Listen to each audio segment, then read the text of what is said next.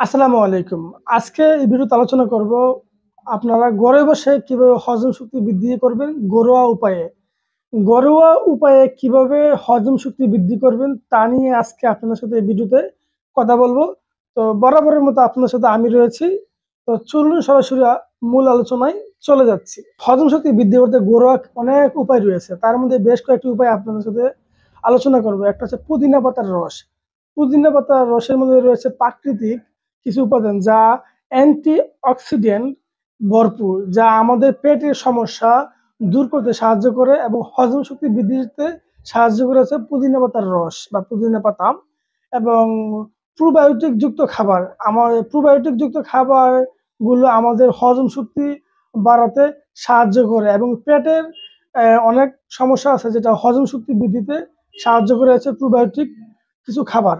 তো এখন আঁশযুক্ত খাবার, যে সকল খাবার আঁশ রয়েছে, আঁশযুক্ত খাবার যেমন আপনার খেলে পানি পানি বেশিক্ষণ শোষণ করে রাখে বডিতে। পানি আঁশযুক্ত খাবার গুলো পানি শোষণ করে রাখে, তাই আঁশযুক্ত খাবারগুলো আমাদের হজম শক্তিকে বাড়াতে সাহায্য করে আঁশযুক্ত খাবার। আরেকটা রয়েছে টক দই। আমরা টক দই অনেকেই সেবন করি, খাই।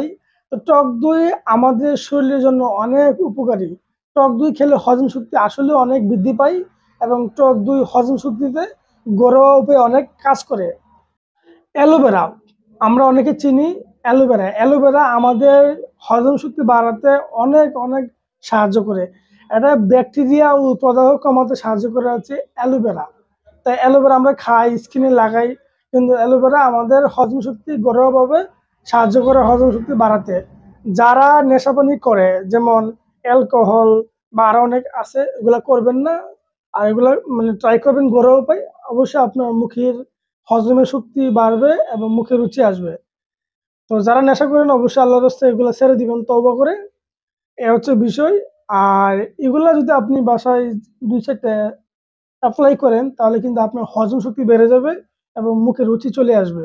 আরেকটা হচ্ছে আমরা মুড়ি, এই রমজান মাসে আমরা মুড়ি খাই। তো মুড়ি বীজ তাদের আমাদের বডিতে হজম শক্তির জন্য অনেকটা ভূমিকা রাখে। কারণ অনেক আগ থেকে মুড়ির পানি বা মুড়ি খেলে কিন্তু হজম শক্তির কাজ করে। এটা আমরা অনেকেই চিনি বা অনেকে জানি।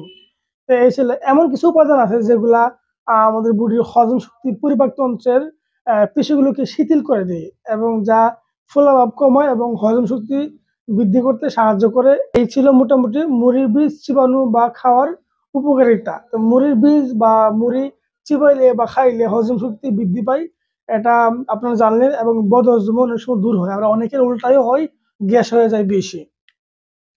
আর একটা খুবই ইম্পর্টেন্ট, এটা হচ্ছে apple cider vinegar. Apple cider vinegar কেনা চিনে কেনা জানে। আপেল সিডার ভিনেগার যদি এটি পাকস্থলীর অ্যাসিড উৎপাদনে বাড়াতে সাহায্য করে।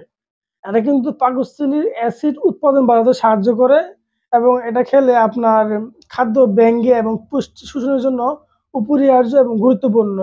১ গ্লাস গরম পানিতে ১ টেবিল চামচ কাঁচা আনফিল্টার আপেল সাইডার ভিনেগার মিশিয়ে খাওয়ার আগে পান করুন। দেখবেন যে আপনার অনেকাংশেই হজম শক্তি বৃদ্ধি পেয়ে গেছে। তো ভিডিও দেখে কিছু হলেও শিখতে পারছেন, কিছু হলেও জানতে পারছেন। ভালো লাগলে অবশ্যই একটা লাইক করতে ভুলবেন না, আর শেয়ার করতে ভুলবেন না। সাবস্ক্রাইব করে থাকলে ধন্যবাদ, নাহলে করে দিবেন। তো ভালো থাকুন। আসসালামু আলাইকুম।